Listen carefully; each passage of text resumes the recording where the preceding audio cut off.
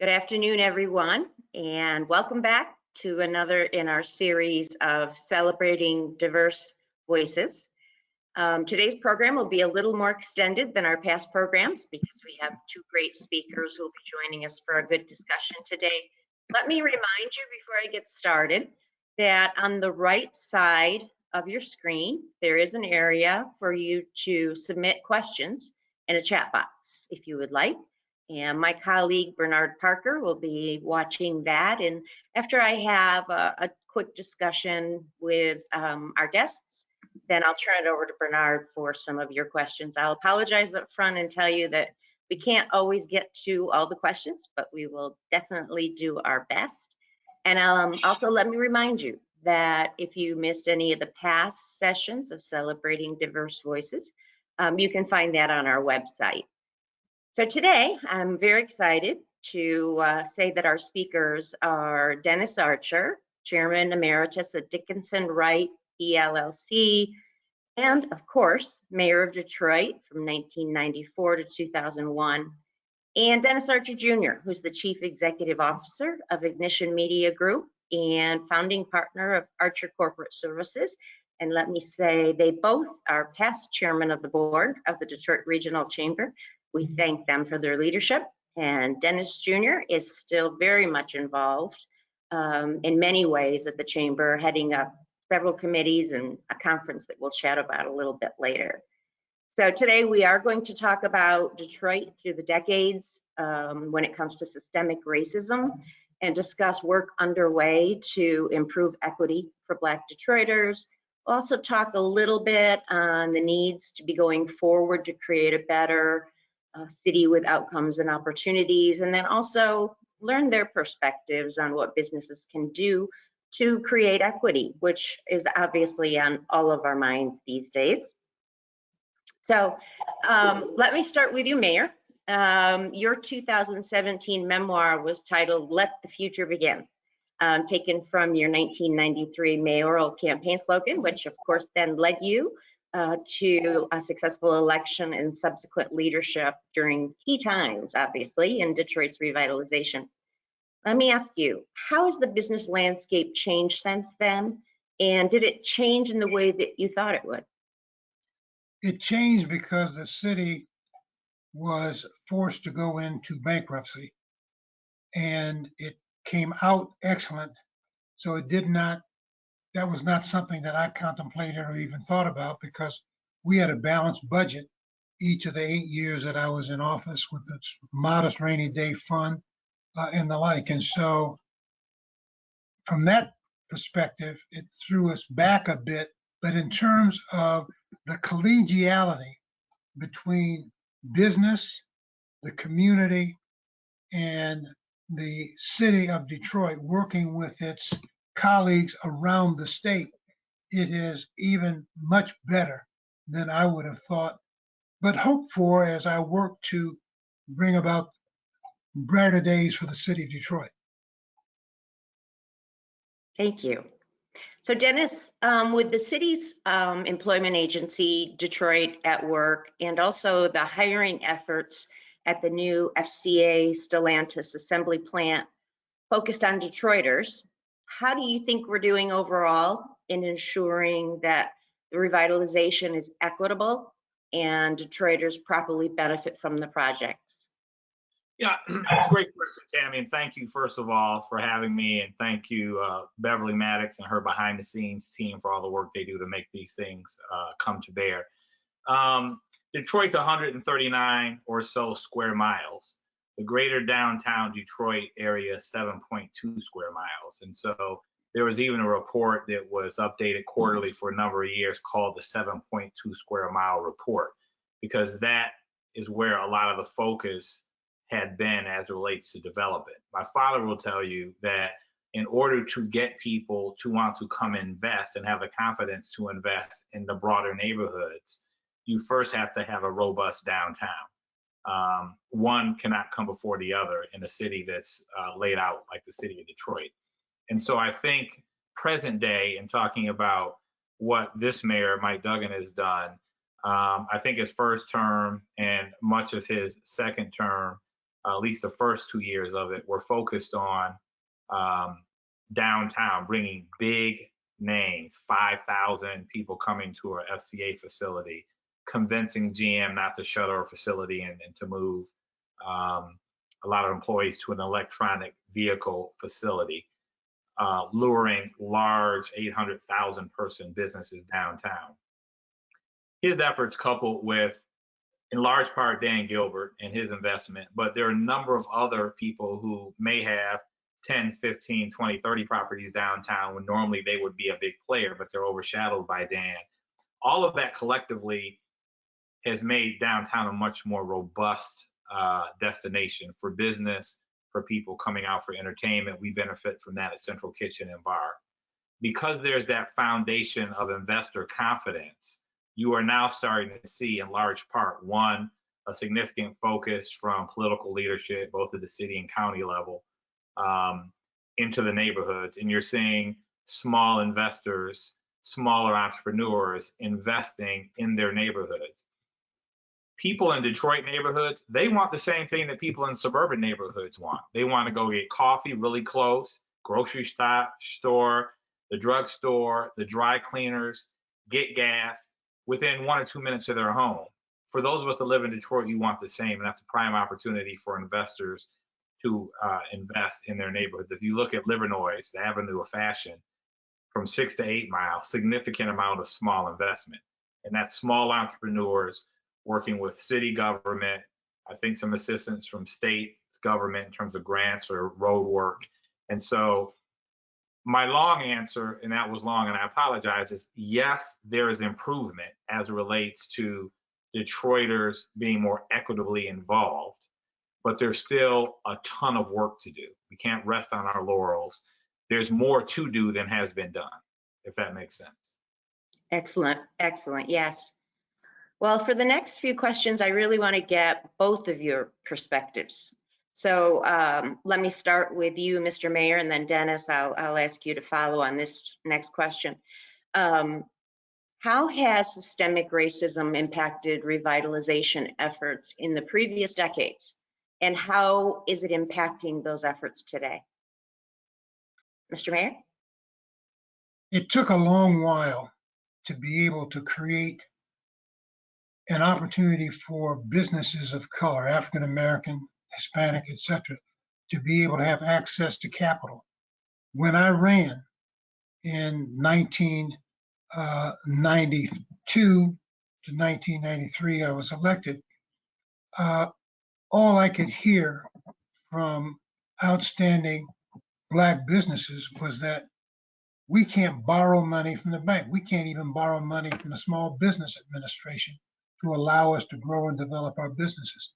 And so part of my development plan and what I went to the business community on, and in particular Detroit Renaissance, was would you all create some kind of fund that would allow businesses with a legitimate business, good feasibility plan to be able to borrow money, because they complained that the banks were not loaning money.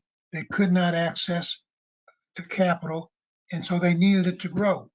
And they came up with $50 million to put aside to be able to loan to businesses of color. In the meantime, the financial institutions, thanks to our movement afoot to also then apply in my first year of being in office for the empowerment zone designation, we needed to have the banks on board to make some things happen there and have commitments for them to do it. Brenda Snyder, who was a senior vice president at Comerica Bank, I asked her to be my point person on that, and she worked with all of the banks.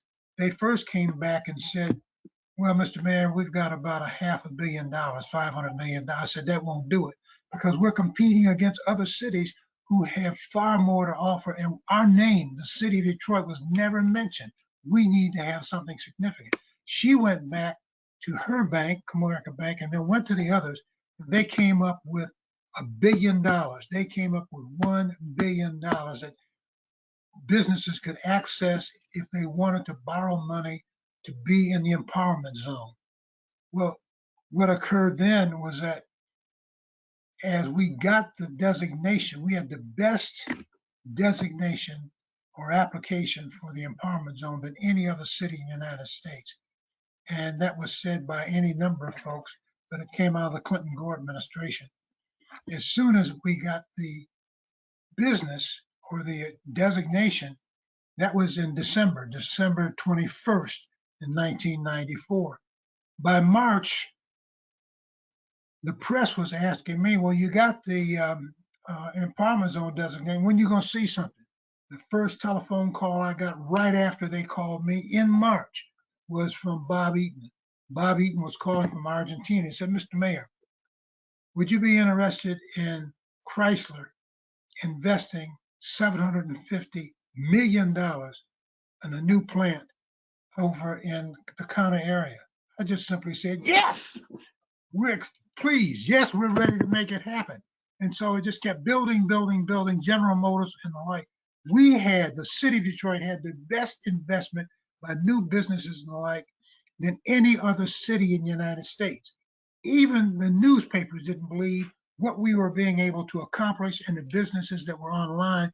And it wasn't until Vice President Gore said, I'm coming to the city of Detroit so we can show off what's going on in Detroit, that would allow Detroit to be better than everybody else. They came, they saw, but before they got here, both newspapers looked at all of the investments that were going on in the city of Detroit and confirmed what we were representing. And they even found out more of what we were able to do. In the meantime, banks were loaning money for other kinds of things. And so money was there and it helped a great deal. So Dennis, why don't you then take that to today? And what do you think, how is it impacting efforts underway today? First of all, Dad, I feel like I need a Red Bull. But things are better. I think that, there's anecdotal and there's statistics. Statistics wise, if I go into a bank for a loan, you go into a bank for a loan, Tammy, and Devin O'Reilly goes in to a bank for a loan, he's going to get his loan closed at a rate more than you, and you're going to get it at a rate more than me, because he's a white male, you're a white woman, I'm a black man. That's fact. So while things may have gotten better, those are facts. More anecdotally, as it relates to the Detroit community, and I'm sure it's the same around the country, business is in large part done based on relationships. And so while Black folks may get left out of opportunities in this area and other areas around the country, we do get left out of opportunities more so. But it does not always have to be caused to racist or prejudicial or unjust policy. Sometimes it's rooted in relationships. People aren't in the room. If you're not in the room, you're never going to hear about the opportunity. And so if you're intimidated from entering the room, if you can get into the golf club, but you don't want to go to the golf club because there's no one else there that looks like you, and deals are getting cut on the golf course, you're getting left out. If the golf course says, hey, you can join, but you're not comfortable there, then you're not going, then you're not in the room, then you're not getting access to deals. And so there are some policies that should change. And I'm very happy about the work that we're doing at the chamber with our racial justice and economic equality committee, working with your task force within the chamber, because we're doing our part to attack those situations that we deal with today that may in fact not be racially motivated, but Black folks and people of color are unjustly the recipient of, well, unjustly not the recipient of opportunities because of their race. As you know, Tammy, we started, and my father knows, we started this, I don't know, probably 7 or 8 years ago with Mayor Duggan, pulling a group of Black entrepreneurs together in my room every year to have a closed door session to talk about issues that face the Black business community in Detroit. That was the Mackinac Policy Conference. Yeah, so what has come out of that formally now are working groups that are addressing better procurement opportunities for Black folks with the city of Detroit, better opportunities with corporate Detroit, and more of a flow of C-suite executives and then board members, African Americans, to fill those positions as well.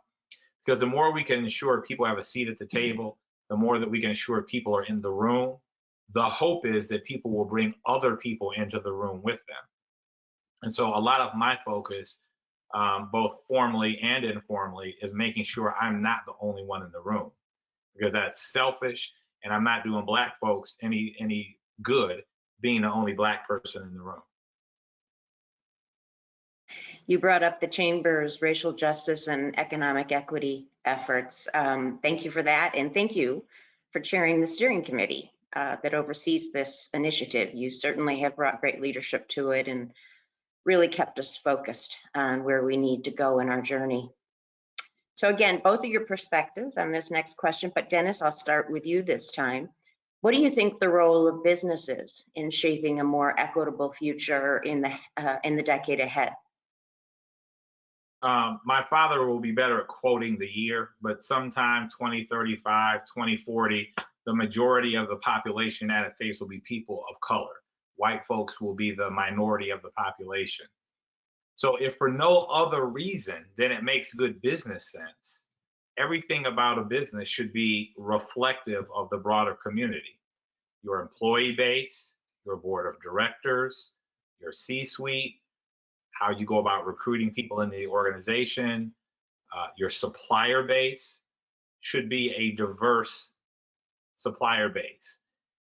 Statistics show that when you have a diverse group of people in a room, whether it's on a nonprofit board, whether it's in a company, you get more diversity of thoughts, it's more productive, it's a better workplace.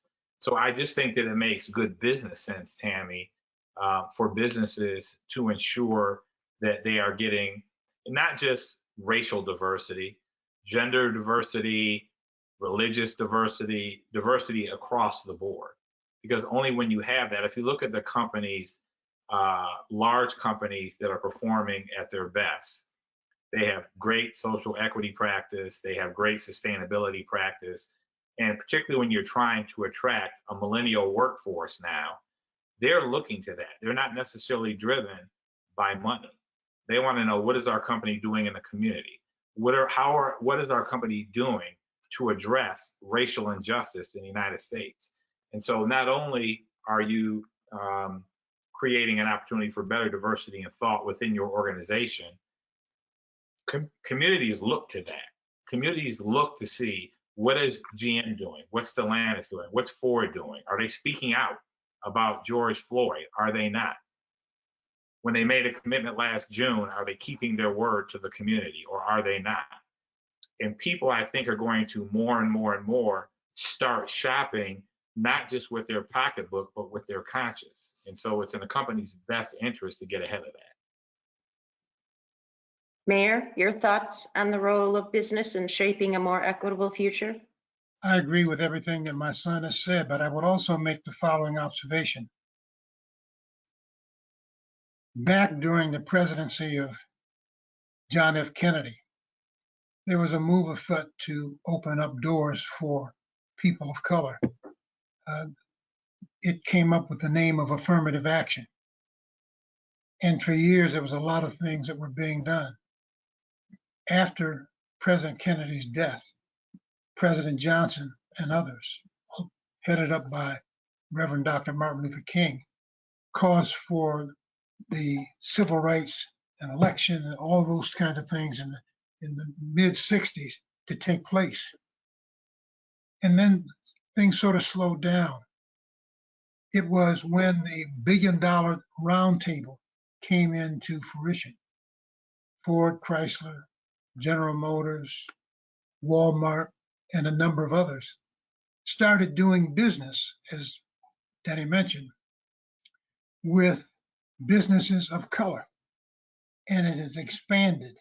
I know because I was serving on the corporate board of Johnson Controls the year that we were admitted into the $1 Billion Roundtable. The $1 Billion Roundtable are those companies that do $1 billion a year with businesses that are owned by people of color and men and women. But the more focus is on the Black businesses and Hispanic. And that has grown immensely. But it's also revealing in terms of when things slow down and people start looking around and saying, well, why don't it's big business that helps to set the tone for that. But that comes from, as Dennis mentioned, as people of color being on corporate boards. Melanie Hobson, who was a speaker at the Mackinac Policy Conference, is co-chairman of John Rogers' firm, Ariel Capital. They do a lot of investing, but they also create an environment, and they have had annually, the Black Corporate Directors Conference. Those of us who were invited, who served on corporate boards, I think there was about 175, 76 of us, sat on over 800 corporate boards. Some served on more than one, obviously, to make that happen. There is a concern, as fortunately my son has, by those who are also on these corporate boards, who start raising questions. Who's managing your money? Who's our money, the corporate board's money? Who's the legal firms? Who are you using? Who's buying this? Who's buying that? Who are we doing business with? All of that helps, and it creates opportunities. When we had a recession between 2007 and 2014, there were a lot of businesses of color and individuals who were hurt by that. We're starting to move forward and ramp back up. But it's businesses and people like Reverend, and I'm blocking just, Reverend Anthony, Wendell Anthony, NAACP, working with Mayor Duggan. And he said, look, we've got this problem with George Floyd and others. George Floyd brought to the fore everything has been happening years and years and years and years, where Blacks are being shot in the back, killed, etc. It's still happening today, regrettably. But George Floyd, his death caused America and other countries to see a white police officer with his knee on the neck of George Floyd, who was handcuffed on the ground and died, was killed. They saw that. They thought it was 8 minutes and 46 seconds when it was really 9 minutes and 29 seconds. And it happened all around the world. Businesses today have a different view of what needs to be done. And so Wendell Anthony and Mayor Duggan got together, and they had 9 CEOs who agreed to have more diversity, inclusion, and equity in their firms, what they would do with the city, with other businesses and the like. And then you had other businesses, Reverend Anthony, again, working with foundations and CEOs of companies within the metropolitan area of Detroit, that came up with, I think it was $23 million. They raised the other, or are raising the other 7. And they completed broadband where they could have internet, and they gave computers, put computers in the homes of the students who were going to the public schools. This is what's occurring by business. Business sees what is necessary. Business understands that there is a change in demographics that are coming. What that means is you're going to have a large number of discretionary dollars being spent by people of color. And the best way to cause them to spend it on my product is to make sure I show respect by utilizing the services of businesses owned by people of color and the like. Thank you, both. I think I will invite in my colleague, Bernard Parker, at this time and see if he has some questions from our participants. Bernard? Absolutely, and Tammy, thank you. Dennis and Mayor, wow. So, Mayor, I'd be remiss if I didn't tell you this, and I've told Dennis this before. Under your administration, you may recall the World Class Service Award. And under Virginia Simmons, when I worked for the Human Rights Department, I won that award. And we had an opportunity, if you remember Promenade, Dennis, I think that was his name, still works for the city. I had an opportunity to sit at your desk with a photo with you alongside, and I still have that on my mantle today, which reminds me of what good government is, transparency, right? How corporations should be good corporate members. And it also brings me back center to times where, as Dennis kind of joked, I get out of line or do some things that I shouldn't do. I always look at that picture and literally say, wow, remember those days that you shaped our life in government. So, having said that, Mr. Mayor, you've done so much, right? You're an author, obviously an accomplished lawyer, former chair of Dickinson Wright, former state Supreme Court justice, my mayor. What's next on your list to dos? I'm working on 2 projects at the present moment. One, if we're able to pull it off, will be something that has never been done in the state of Michigan, and indeed in other states. And the other is what I'm working with Ben Wilson, who heads up the African American Managing Partners, etc. group. And there's about 23 of us who are former managing partners or CEOs or chairmen of America's largest law firms. Mhm. And we're going to be putting on a major program that I think, if indeed we pull it off, is going to change the dynamics of what we see going on now. And it will completely change how people do business going forward, all positive. That's the best I can give you right now because I can't share the information on item 1 and item 2. But I will also tell you that the person who is really the business guy and knows it all, my son is involved because I trust his judgment. He's very wise. I guess he took after his mother more than me, but the point is he's very wise. He's good at business. He's good with people. He's respectful of people. And that's what has to be done. But I'm also, let me make this point. I just read in the paper today before we came together, where Mayor Duggan thanks to the administration, the federal administration in Washington, D.C., the Biden administration, thanks to Governor Whitman and that relationship, the 3 of them working together, he is now working on how to spend $413 million that must be spent. And what is he doing? He's coming to the people, asking the people, what is it that you want to see? It reminds me, as I read it, of what we did with Gloria Robinson and others when we put together the empowerment program. He's doing that kind of stuff.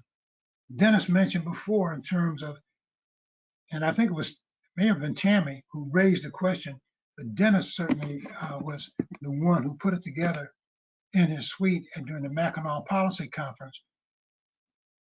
There is he's going to be asking the people, the citizens, what do you want to have done with this money in these certain areas?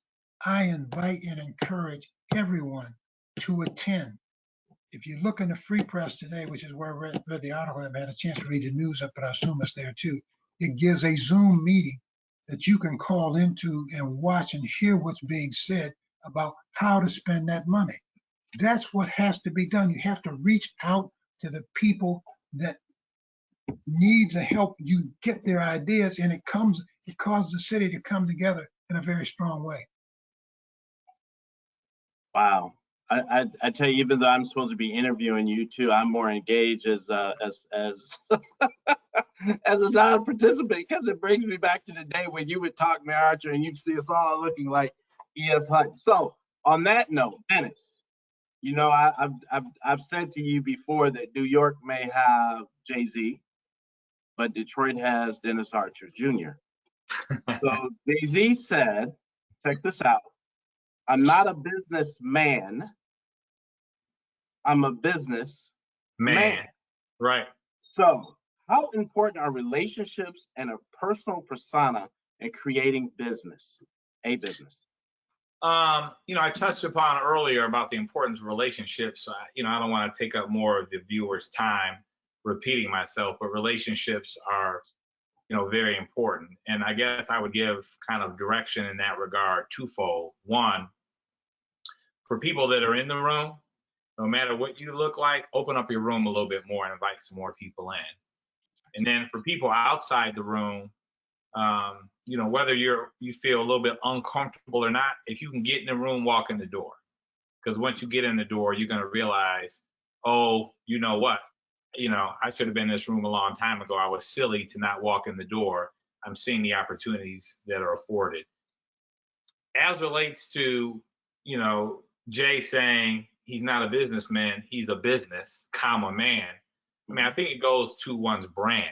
And I think that nowadays, where news cycles are immediate, every third person is a PR representative.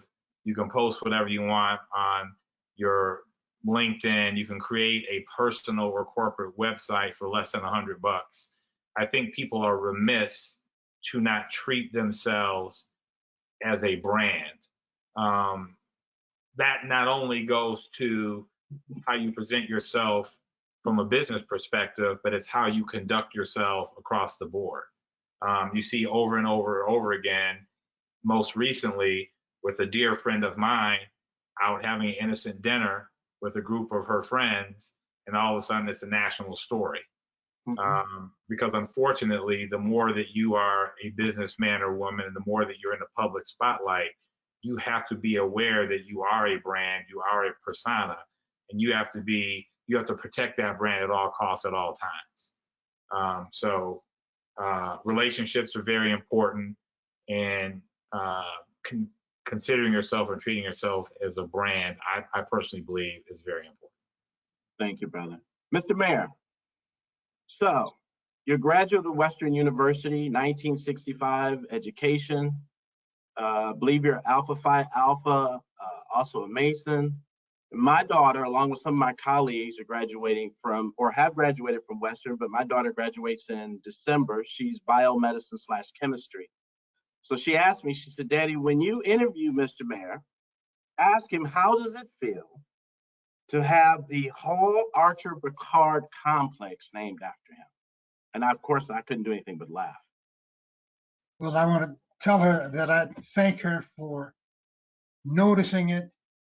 And what it does is to remind me of how William F. Picard, or Bill Picard, Ron Hall, and myself were students at Western Michigan University.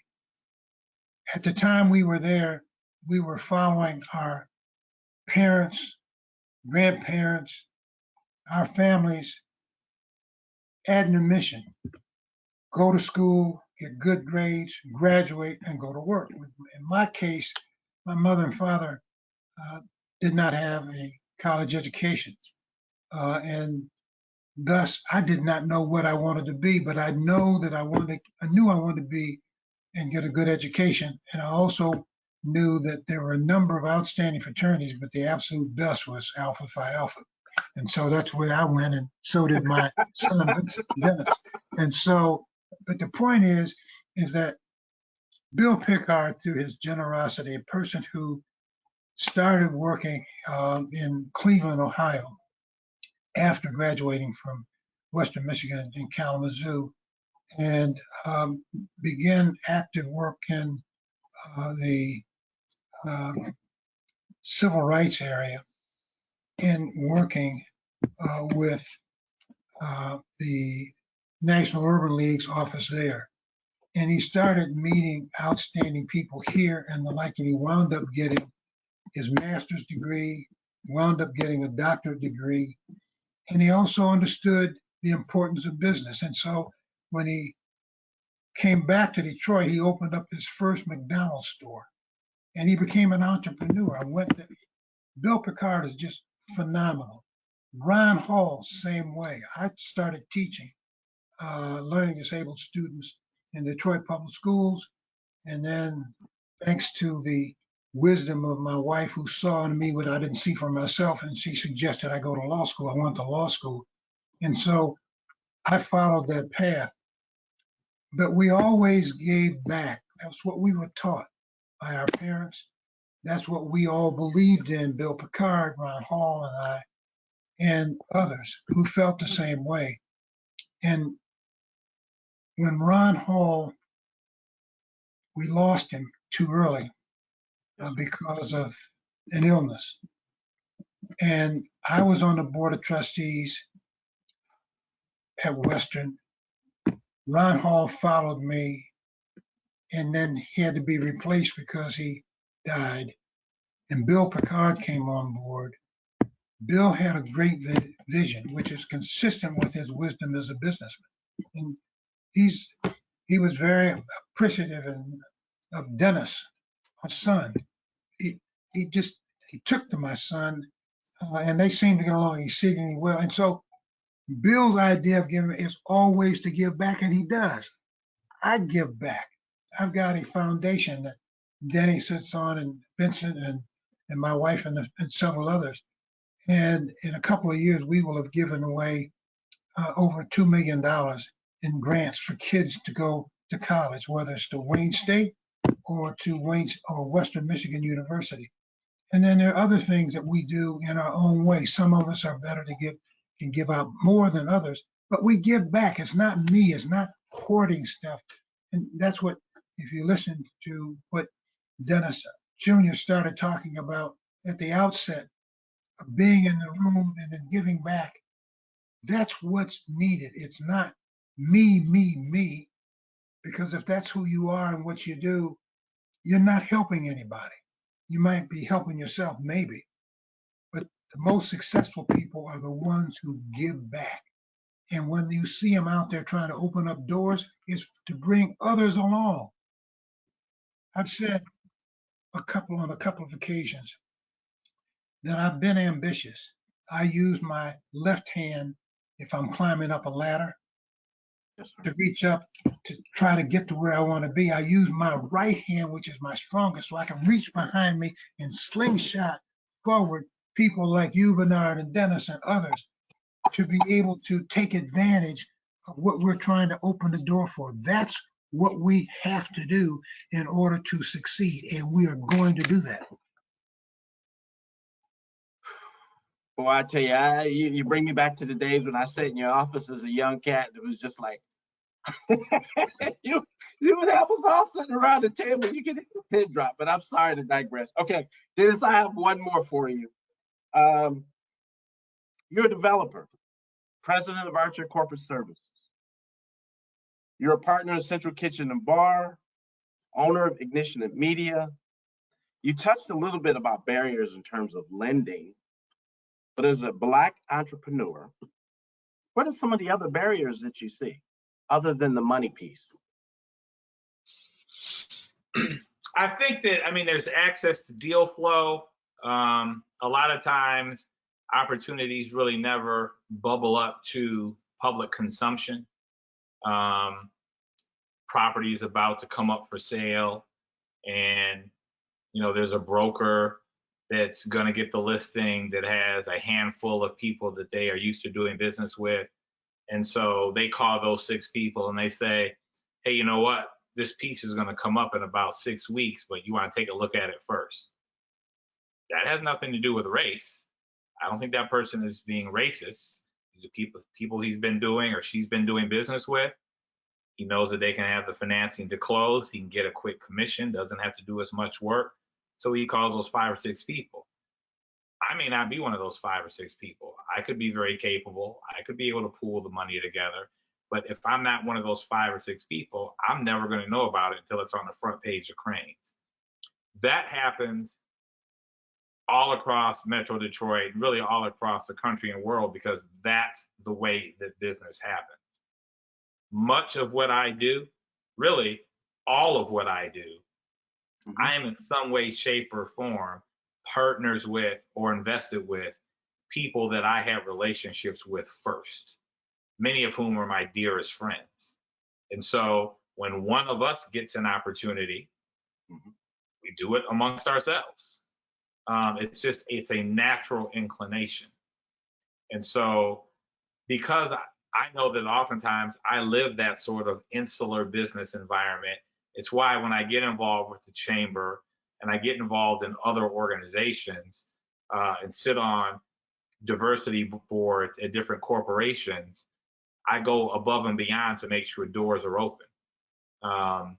And so I think that in a large part, Bernard, as I talked about earlier with Tammy, the access to capital, everyone knows that. It's in the paper all the time. It's fact-based. But it's the other stuff. It's the stuff in the room behind the closed door that's happening. And again, we got to want to knock on those doors, and the people on the other side have to be willing to open those doors now. And they got to realize that by opening the door and inviting other people into the room, it's only going to make the room a better room. My man. So, Mr. Mayor, my time is winding down, and I'm going to have to turn it over to Tammy in just a second. But this question reminds me so much of the days when you were in office and Bill Clinton used to come to town all the time. Reminds me of the days how voting civil rights was so, I can't find the word, but for you, you were passionate, and that's not the right word I want to describe for you, because it was, you could see the energy and the facial expressions when we talked about getting out to vote. And as you know, there were 39 bills recently that were, for lack of a better word, introduced to state legislature for folk who are trying to marginalize our vote here, specifically in Detroit. Former mayor, justice, business owner, lawyer, dad. What would you say to that, sir? It is absolutely important and imperative that we exercise our right to vote. And it's also imperative and important that if somebody tries to prohibit us from voting, that we give everything we've got to turn that around. It's important to engage our corporate community and corporations and others who have the feeling and a sense of diversity, inclusion, etc. A basic right is a right to vote. We in the city of Detroit were very fortunate and lucky to have an outstanding woman by the name of Rosa Parks live here. And you think about what she did, and you think about the life and the challenges and things that Reverend Dr. Martin Luther King did during his short life. And all of us, when you talk about Damon Keith and so many others who have been out there, it's important for us to make sure that we vote. It's important to make sure that we listen to the candidates are running, go to the forums, ask questions of the candidates. If nothing else, read about what they say they will do and have they done it and have they delivered. It's important to do that. If you take away a person's right to vote, it takes us back to the lynchings that occurred in the South. It takes us back to reminding full circle. And you watch on television, there's a number of series that we've watched recently. There's one right now, Sojourner Truth, that's on. And so there's a lot of things to remind us of what we've come through, how far we've come along, but how far yet we've got to go. We can't let somebody take our vote away from us. They're not going to make Detroit or Michigan or the United States go with apartheid as they had in South Africa that Nelson Mandela and so many of us fought to overcome. We are better than that. But in order to do that, we've got to get out and vote. And then we've got to respect and do business with each other and the like. That's why I'm so proud of my son, both of them. Thank you, Mr. Mayor, DA. You know, I love you both. My time is running. And so, Tammy, batter's up. Thank you. Thanks, Bernard. Thank you, Bernard. Well, we are like 1 minute till the end of the program, and I still have 6 questions. So I guess I should have extended it even longer for our discussion today. I want to thank you both for your leadership, your commitment to making the city of Detroit and Southeast Michigan a stronger place to live and work. But Dennis, as you said, there's still a lot of work to do. So thank you. We know you're going to continue to lead. We will follow, or we will stand by your side. So thank you for everything today. Thank you for your words and for your really thoughtful responses on how we make Detroit a more equitable place for our residents. Well, the Detroit Regional Chamber is doing a lot to make that happen. It is the one organization that you can go to and present an issue or concern and have it addressed. We thank you for what you're doing, and that's the reason why I continue to be supportive, and see you in September. Thank you, Tammy. You're welcome, but probably one final shameless plug.